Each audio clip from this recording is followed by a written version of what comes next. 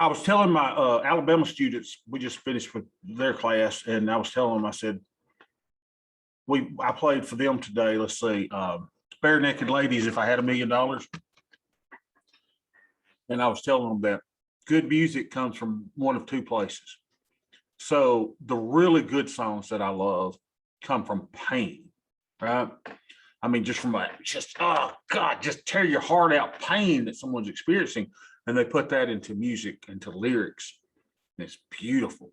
And then the other good songs come from the writer or the artist being stoned, really, where they're just, on some kind of medicine or let me just say it comes from a happy place, maybe not being stoned, but a happy place. So if I had $1 million, it doesn't come from pain. It came from, they're talking about eating Kraft macaroni and cheese in there. So that came from either being happy or stoned. I'll put it in that category. Then some come from pain.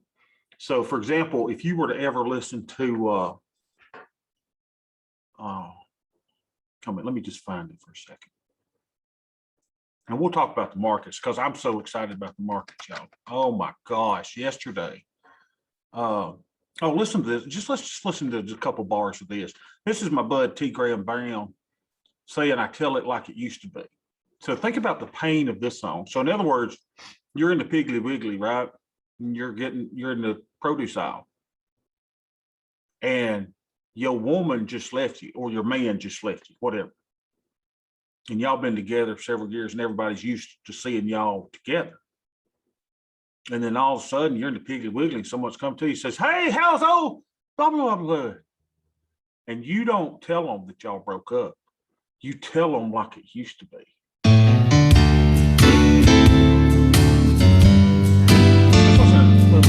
This goes for pain. And we'll do the markets. They say that I'm the kind of man who always speaks his mind. To me, there's nothing stronger than the truth. They can ask me almost anything and I'll tell it like it is.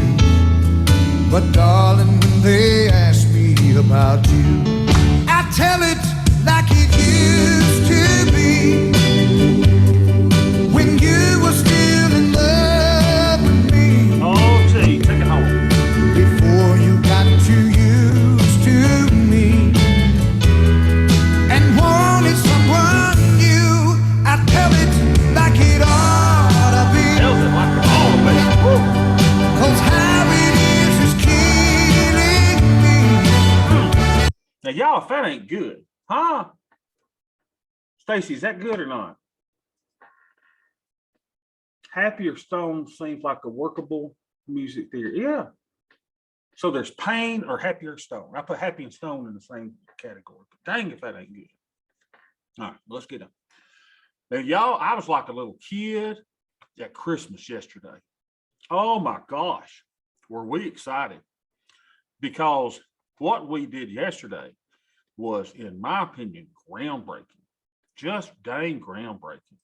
If we can, with some degree of success, not predict the future, but with reasonable probabilities and expectations, if we can forecast future price action, y'all, we are unstoppable. I mean, we just are. So what we did together yesterday was very, very important. And we showed how if we had watched the tea leaves, that you and I would have been in a really, really, really good place. So we're going to have those opportunities time and time and time again. So I got really giddy yesterday. So let's look at what the markets are doing. Look at this AD, y'all, 432. That is wrong. Look, I've run out of lines on my AD chart here. That's so dang strong. Look at that. All my lines are out. It was stronger earlier today. And now it's, kind of down. And so here we are now into what we would consider the lunchtime chop. So we're choppy. But still, we are above the 15-minute opening range, which went from I can't see the number, 4401 to 4427. So that's bigger than we've seen in quite some time. You see, we took out the overnight high. We are well above VWAP, and we're above the hourly mid and above cash. So this is clearly very bullish day. We see the volume here when the bulls came in. We call this amateur hour. All the bulls come in. So we do see some, some little bit of bearish activity, but they cannot overcome, even though that candle's so big, look, it can't overcome the smaller candles in volume. They're actually bringing the market up. Now, we see something very interesting here, and we should not be surprised. We should not be surprised. We should not be surprised that we're seeing fractals. Where are the fractals? They're at 4445.06. Well, why is that important? Well, I see a green line. Do y'all see a green line? What does that mean? So let's go to our volume profile. I mean, it's the best thing we've got on the board, y'all.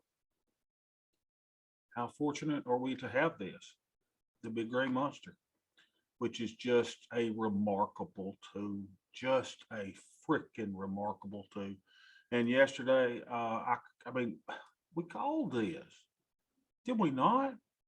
So what did we call? Well, we said that we saw the battle here. We said that, we know that this was a battle area. It's our value area low. It's our 50% line. And not only that, but we said that there's a high probability that we're going to the point of control. And the point of control is at the top part of the overbought range. Now, just look at this. See if we can get in a little closer. Do you see the battle? Do you see the battle? Where the battle is? Look at this. Isn't that beautiful? Look, it's like, okay, I know there's resistance there. I know there's resistance there. I know there's resistance there. I know there's resistance there. I know their point of control here. I don't know how we can set this up any better, y'all. I just don't know how we can set it up any better.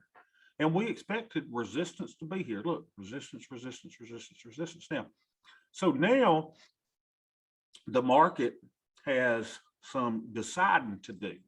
And the deciding is, are we going to now push beyond the point of control back into this area and be oversold for this fair value range?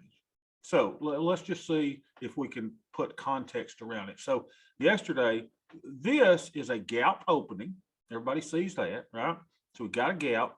The gap does not fill within the first hour, doesn't?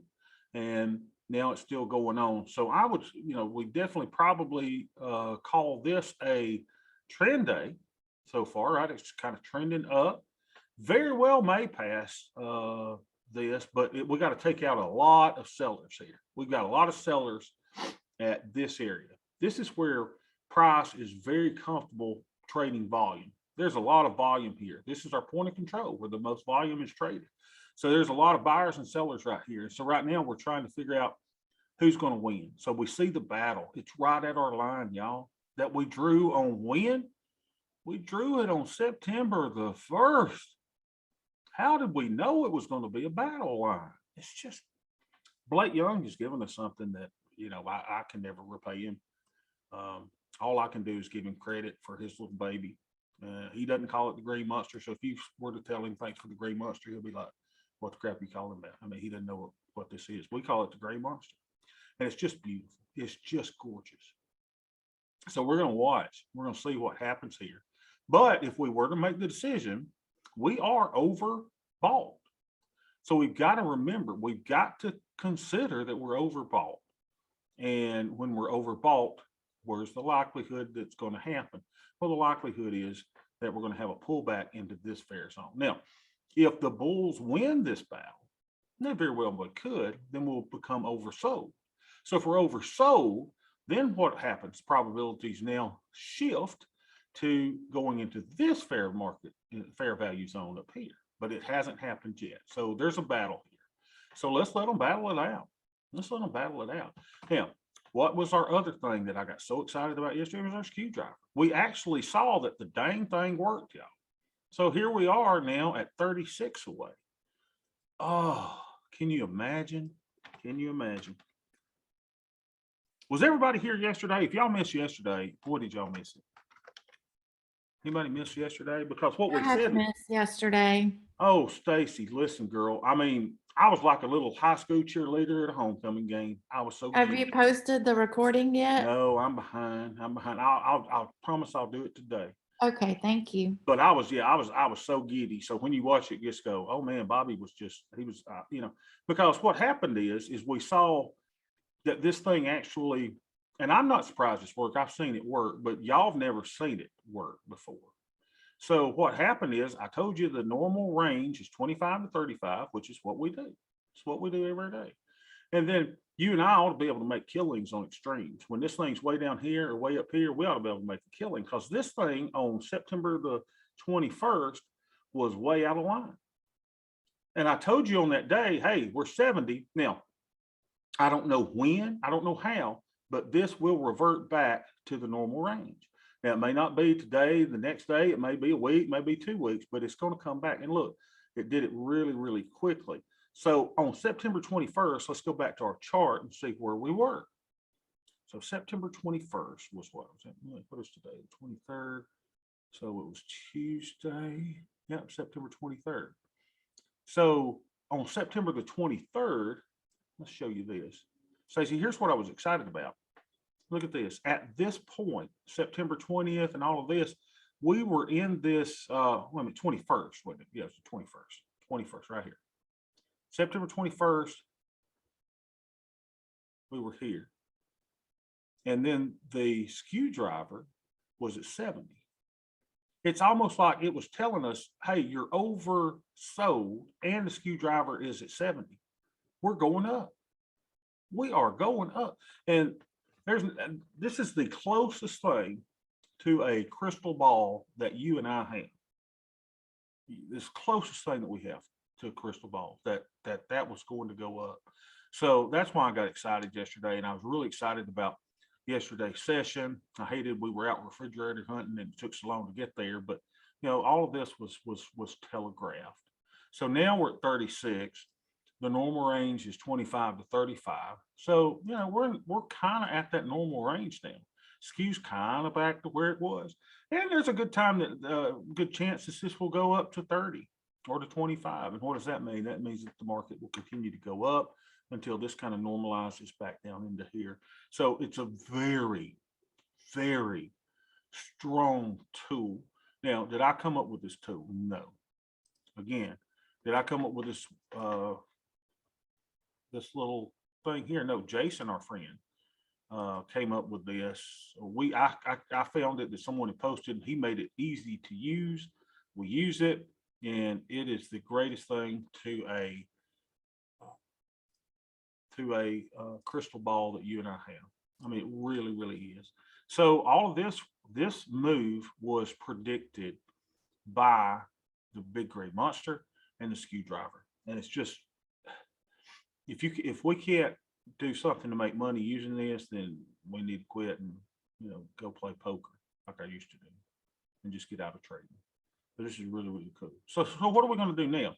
So yesterday, I'm gonna blame Rod for Rod did a good thing. He goes, hey Bob, what about the broken wing butterfly? And I said, exactly. The broken wing butterfly is the exact trade that we needed to put on yesterday. Why? Well, because the skew was at 46 yesterday. We knew that there's probably a greater chance that it's going toward 35. What did that mean? That means that the market would have gone up. And then we had the point of control on volume profile. So what we're using, and you may not understand what all we're using with the big green monster, but we've got the big green monster. We've got some moving averages in here. The big green monster is based on market profile, which is the amount of time that is spent on price. That's what allows us to draw the big green monster. This is volume profile. This is volume, the amount of volume that was traded at the price. And I mean, did I not say yesterday, hey, where are we going? We're probably going here. There's a good chance that we're going to test up here. Why? Because this is where the volume is comfortable trading and fill in some of these gaps in here. So now we're waging a war here. And so while we were here, we said with this likely move up, what should we do? We should put on a put broken wing butterfly. And indeed we did. And the dang thing is up 90% in one day. We ought to thank we thank Rod for this, because he's like, hey Bob, what about the broken wing butterfly? Exactly. There it is. Right? Doing this little thing with one day to go. So do we close it or we keep it going? Well, let's think, okay? Now, if we're over fault, there would be a tendency, unless we take this out, this level out, and you see it's having trouble, there's a tendency that we're going to go back into here. Well, where's my short strike on that? Let's see. The short strike on the broken wing butterfly is Summers. Let's see, where's she at? Got one day to go. One day to go. Should have bought 20 of them. Let's see where our short strike is. Let's see. Is there any need to close it at 90% now or leave it on? Let's see. Yeah, 8% probability of being in the money. I think we leave it on. I think probably this thing is going to expire worthless, but we can manage it before then. And in the worst case scenario, we want it to go to 43.70. What's the chance of that happening? Well, there's a 16% chance that we're going to touch it. I like those odds. That's all we can do is play the odds, right? So I like that little trade. Now, let's go back to our chart. The only problem about us making the decision now is we got to figure out what's going to happen, now. So the skew is telling us that it's what, 36 now, so it's almost normal. So it's not like we can really rely on it to say, well, it's definitely going back down to 25, which would mean the market would go back up to here. So we can't really say that. So, we're just willing to watch today. But what did happen yesterday is we were putting on what I refer to as the Frankenstein trade. Remember the Frankenstein trade where I drew the little arrows? And we'll draw this again because I cannot draw these enough. Where's my dang drawer at? Where's my dang drawer? Hold on, here we go. So what we drew, if you remember yesterday, we drew an up arrow and we drew a down arrow. And we said, we've got to use our tools, y'all. And y'all got to help me to remember this too. So when the market goes up, what do? Well, there's a couple things you could do. That's when you sell your calls. But I hate calls, so I don't normally do that, or call spread. Or if you're not selling calls or call spreads, what are you doing? You're buying puts, or you're buying put spreads. Why would you be buying something when the market's up? Because those are cheaper, right? Those things are less expensive. So when the market is going down, what do? Well, that's the perfect time to not buy puts, but sell puts and spreads, put spreads, right? Then that's when you would buy calls when something is down. So let's say you were doing something like the poor man's covered call or whatever, you buy calls on a day when the market was down, because that's when you sell puts, you buy calls. So if you wanted to buy a call, you would do it on the day that the market is down. So just knowing this with our screwdriver and our big gray monster gives us enormous power. Not that we're power hungry, but it gives us an enormous knowledge in what we're doing. For some reason, I don't guess it ever occurred to me as it did yesterday, because I was just thinking about it. I lay in bed and I think about these things and I go, wow, what an amazing thing. If we can somehow use the big gray monster and the screwdriver that we look at every day to forecast direction with a reasonable degree of probability or certainty, then we've really got some really, really, really strong tools. So what we did yesterday is the market was up. So I said, I think we're still going to get some volatility. So we bought a call. Everybody remembers that. We bought a call yesterday. So let's see what that looked like. And then I said, hey, guess what? What happens? I'm expecting the market to go up again today. So what did I say? We're going to be able to buy that same call that we bought yesterday, but we're going to be able to do it much cheaper. So let's go over here and see where, let's see. My groups. This is cool stuff. All right. So we bought something yesterday. We bought a put. Here it is. So we bought that put at 85 days. So let's go look at that. We bought us a put at 85 days. Remember, my thing is I'm getting into I'm doing my hedges now. I'm getting my hedges ready. So we went out to 86 days or 85 days and we bought a put. Let's see what we bought it for. We bought the 2400 and we bought that for $3.10. Everybody see that? Now, because we said, we want to start getting ready. We want to get our Black Swan hedge ready. Now, what I bought for $3.10 yesterday, because the market is up today, I could buy another one for $2.45, even less than I paid yesterday. Remember, I said, man, the market was up 1% yesterday when we bought this one. So that made it even cheaper than it was the day before. Now, that option just got even cheaper. So what am I going to do? What I bought for $3.10 yesterday, I could buy for $2.45 today. I'm buying another one. Now, remember, my hypothesis is what? That we are going to have a correction. I believe October, November, and December are going to be very volatile months. I think a significant correction is coming. It's just my thesis. That's my, assumption. Where am I getting that? Really just that the market was so heavy over the last couple of weeks. You wouldn't think it today and yesterday, right? Looks like we are anchors away, baby. We are back to normal. I'm not so sure about that. So I'm willing to spend $120 something to buy me a put today because the market's up. But buy that, and we bought it. All right, so what I'm going to do is I'm going to call this the Frankenstein trade. It's really just a Black Swan hedge that we're kind of using the market to give it to. So I'm going to move that to group. I'm going to add me a group. I'm just going to call this Frankenstein. So right now the Frankenstein is just 2 long puts. But you see how we're using the market movements to make our decision. So were the market to go back up tomorrow, there's a good chance that I'll buy a third one. And I'm trying to fill my Frankenstein trade up with 5 puts. That's all I'm trying to do. I'm trying to get 5 puts into my Frankenstein trade. So right now we've got just the 2 puts in it, but we're using market direction to tell us what to do. Market direction to tell us what to do. All right, so we're down $30. We expect that if the market goes up.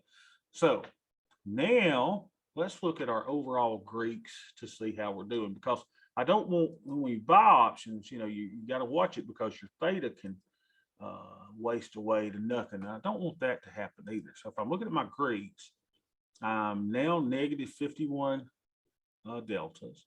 I still got positive theta, and my Vega is very, very, very well taken care of. Okay, so got that done.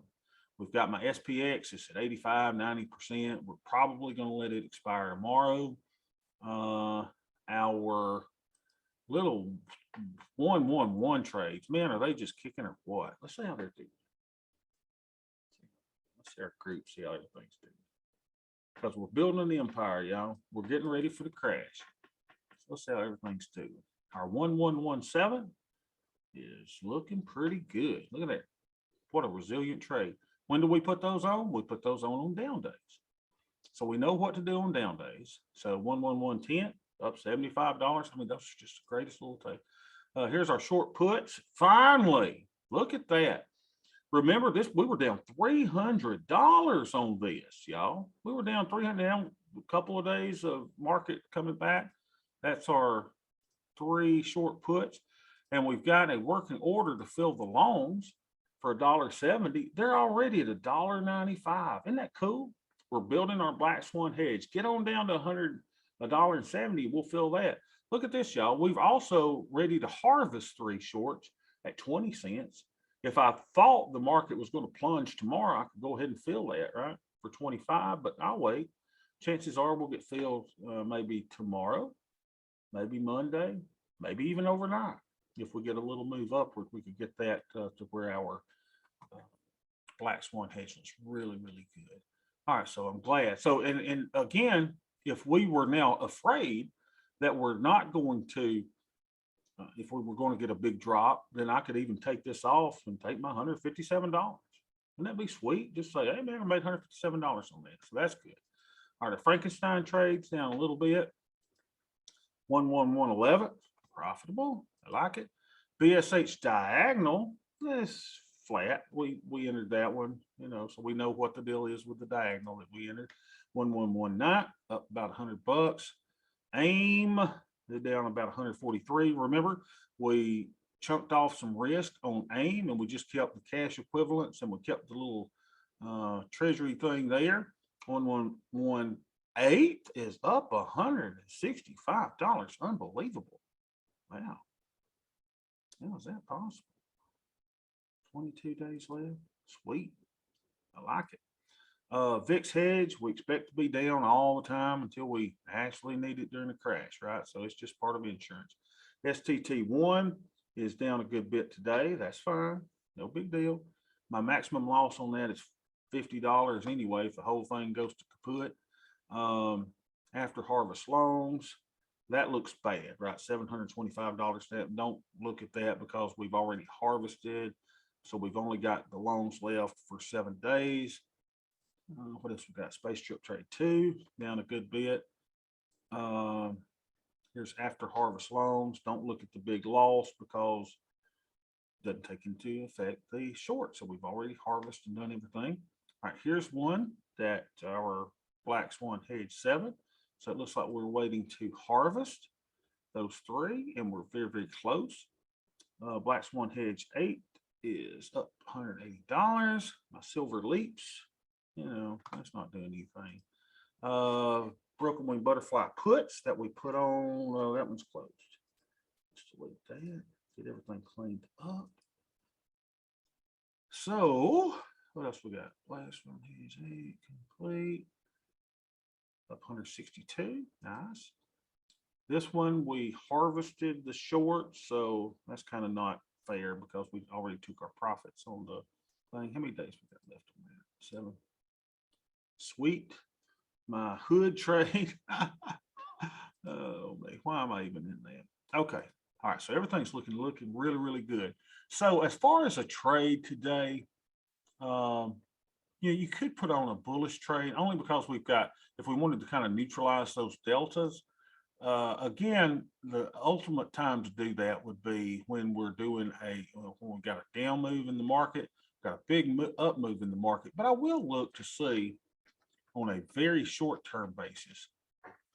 Again, let's use our thing. So our skew driver says, yeah, we're back close to normal, maybe normal tomorrow.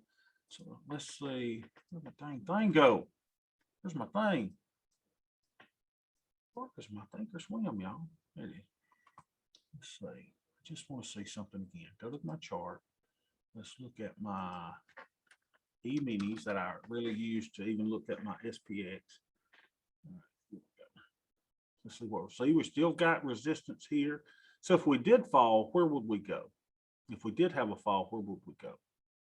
Well, we're overbought, so we come back into the fair range.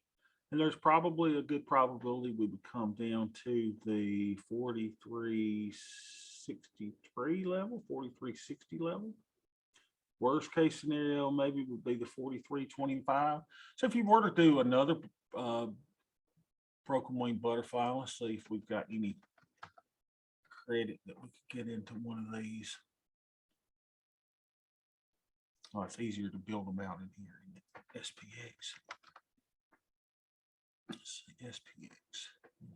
Go long put butterfly at the 1 day level. Long put butterfly. Yeah, 1 day. So this will be for Friday. So we say go. We snap the back leg to make it that and bring it down to where we would get about, not there, Bob, goofy butt. move your strikes down where we get about $1 for that. So that's kind of, the problem with that is, with one day, it's really, really, really close, right? So let's see where we can get that deal. So 44.40 would be our short strike. Let's go back and look at our chart. Where's the 44.40? 44.40 is here.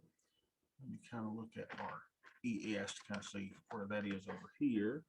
So that's at 44.45. So they're close, right? 44.40. 44.40. It's kind of at the money there. So I'm not necessarily sure that I would do one today. If I was going to do one, I might do one for Monday, but the one that we put on yesterday is definitely there. So everybody sees why I'm buying a put today. Great day to do it, right? You get it a lot cheaper than I got it yesterday. It's an up move, and I'm preparing for getting me a little bit of the Black Swan hedge all built out. So I probably wouldn't do anything else. Now, would I sell a put today in the micros? You could, only because, and again, I'm now close, since I'm expecting the worst to happen sometime, coming up in October, November, December. I'm going to keep those trades really, really close to the vest though. So if you were to do your little micro trade today, let's just see how far out of the way we could get and see what it would do to our delta. So if we went out here to 57 days,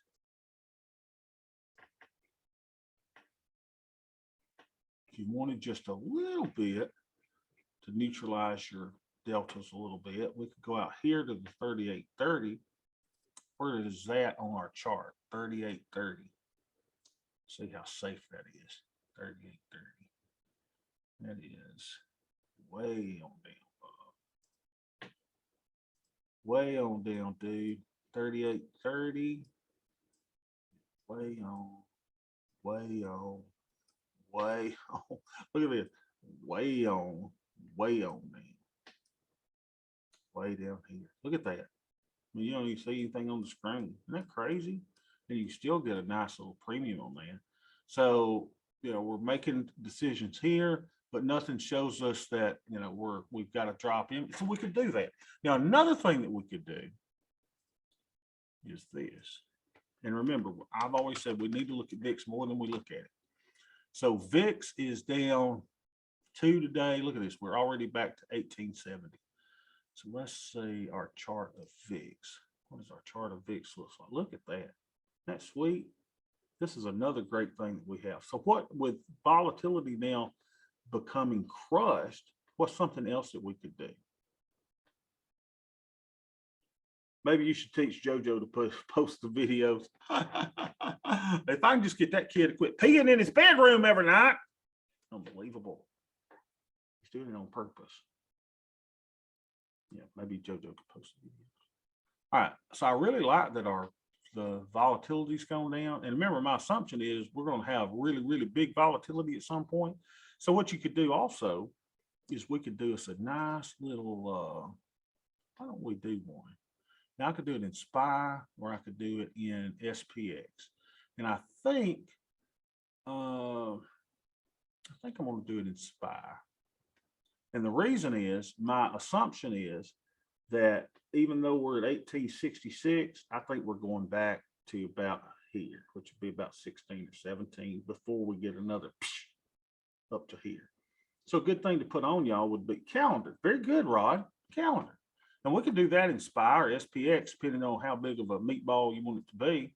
So with my assumption that there's a good chance that, we could still keep going upward based on everything, or we might have a small little, downward move here. Calendar would be great. So let's try SPY. SPY. Put us on a little calendar. Now, if I felt bigger about this, I'd do it in SPX. But right now I'm like, yeah, let's put a little one on in SPY. So here's what I do. I go out closest to 60 days. and I go to the 40% probability of being in the money. Why the 40% probability of being in the money? I'm a broken record, John. That's the way Tom Shoshnoff, as best said, taught me how to do it.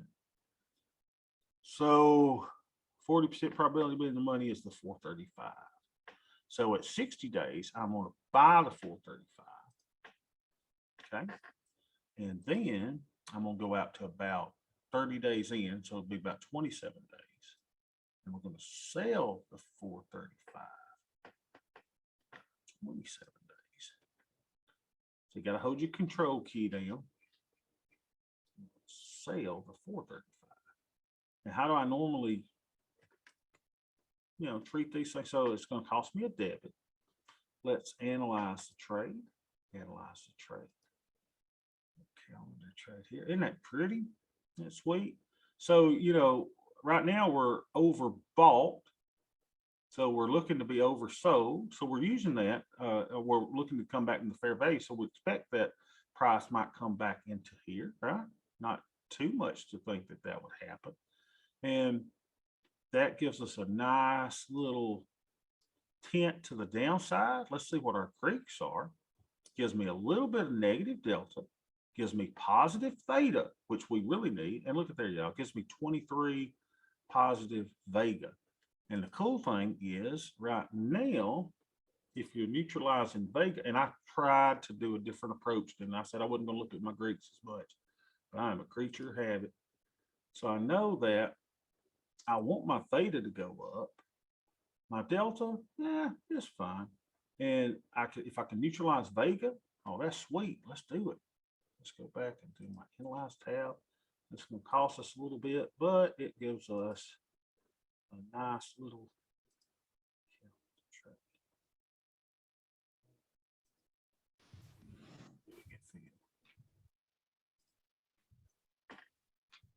Bump it up a bit. Bump it up a bit.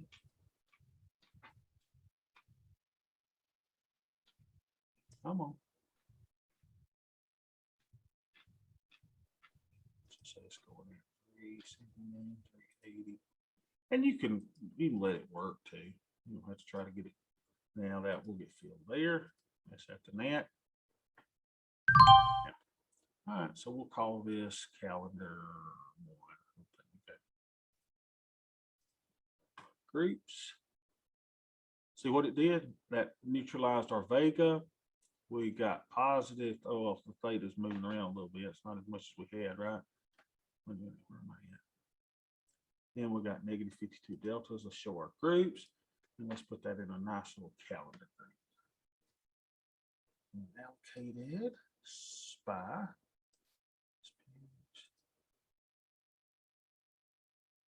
Days. Oh, I didn't put those in a BWB. Let me move those to a little BWB. Call it BWB1. Move to group. Add group. Yeah, BWB1.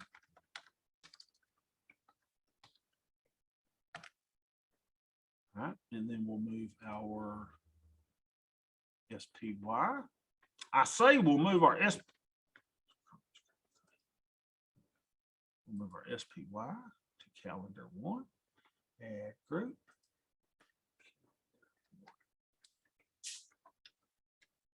Beautiful. All right. Now, at the same time, though, if we're looking to, I'm a little bit short. I still like the looks of that little micro trade. It's hard for me to get away from those. So I may put on 1. Let's just see what it would do to our deltas. I'm going to go a little short. 57, go back to 10% prime. Ken's got to go. Ken normally has lunch day with Mama a lot of times on Thursday. Hold on a second. Let's see what we could do here. 38.30 was what we were looking at. We get 19.25, and let's analyze that trade. See what kind of Greeks it gives us. Analyze that trade. So this is going to give us a little bit of negative delta. Selling a put, giving me negative delta. Hold on. No, show all. High positions. There we go. There we go. And that should just have the one little thing. Take it off. It goes flat. Take it back up. Yeah. So it gives us a little bit of positive delta because it's positive theta, which we like. And we neutralized Vega a while ago. So adding negative 13 in Vega is not that bad at all. So let's send this trade and see if we can get filled. Send. Bring us in $100. So we get 50% of that to take Mama to Applebee's. Let's go put him in his place. Move to group. Uh-oh. Where's my ad button? Oh, here it is. Micro short put. We don't want to do too many of those, but we're just following all of our tea leaves. So it looks like skew tells us business is back at normal. The big green monster tells us that, well, Bob, we might have a little bit of a pullback back into here, but we saw that 38.30 was way down here. Let's see where that's at. 38.30 on this chart. Look, it's not even on my green monster, y'all.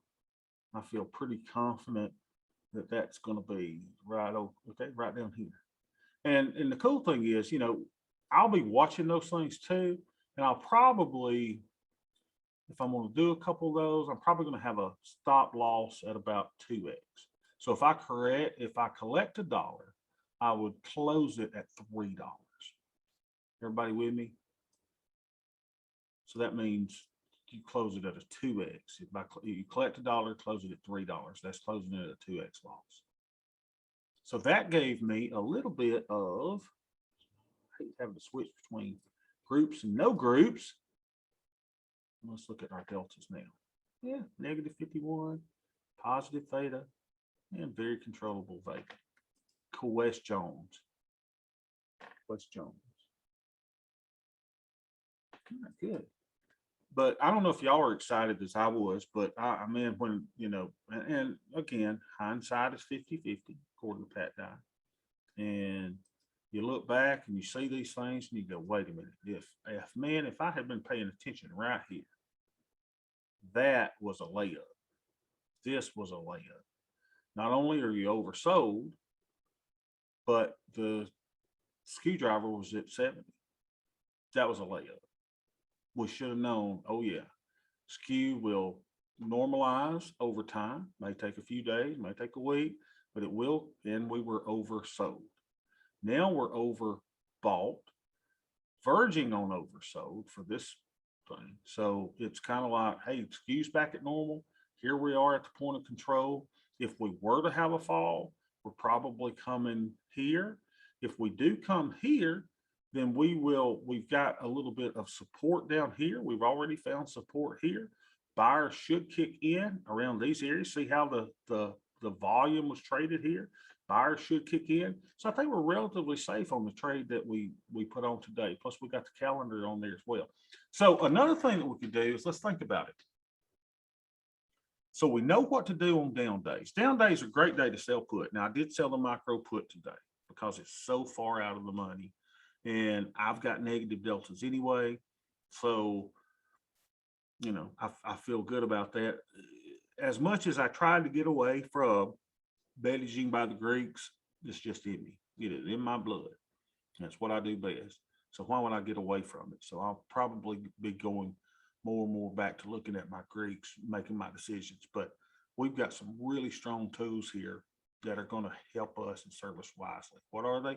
The big green monster and a screwdriver, none of which I came up with, other people did, but I am proud to jump on their backs and to use them. Stacy, did I adequately explain how excited I was about that? I hope you kind of got what I saw. And again, it was from looking back. Yeah, we looked here yesterday and looked here and go layup. You're oversold. Screwdriver's at 70. It's out of the norm. We knew direction, didn't we? We knew it. We just, it was telegraphing a move up. It just telegraphed a move up. All we got to do is watch. We just got to watch. So now we would telegraph maybe a little move down. That's why we put the calendar on, right? VIX is going down. Great time to put the calendar on. What happens if we go down tomorrow? Well, we could actually sell a put again in the micro since we've we took all of our others off while they were profitable or small losses. And what's another thing we could do on a down move tomorrow? We could do the 111. We could put a calendar on the call side. Don't do a lot of call side calendars, but we certainly could do that on the down move. So we got to use the ebb and flow of the market, as well as the Green Monster and the screwdriver to make our decisions. And if we do that, y'all, we got something really, really, really special, I think. Question. Commentos. I think that's all I got today, y'all. Because this runaway bull is still making this decision. Let's watch them. Let's watch what happens. If we close up here, what's our assumption? Our assumption is we're oversold for this next fair value range. And now we know what to do, right? Well, we can sell another put. So we're thinking we're going back up here for sure. If we close in this area. If the further along we close here, the more likely it is that we'll pull back into this fair value range. Right now, they're fighting. Let's let them fight. So I sold a put today. You could easily have done that as a strangle. All right. You don't know if it's going up or down here. So why just sell the put way down here? You can sell the call way up here too. Because the fight's going on. And that's what we got to be more. And if I'm missing something in the day, y'all tell me I missed this. Hindsight is, yeah, but I don't want to miss it ever again. I don't want to miss this and go, wait a minute, excuse out of line. The Big Green Monster says we're oversold. We're going back up. I should have never missed that, but I missed it. So we got to wait for those extremes. Right now, business as usual. Look where we're lined up. Great time to sell, strangle or to do the iron condor right here. Why? Because we're pretty fairly, we're overbought a little bit, but look, we're right here where all the volume was traded. It's just a beautiful, beautiful thing. So get your theta up, get your deltas neutralized to a little bit negative, get your vega under control, and let's watch the show. All right. Excellent. If there's no questions, I will see y'all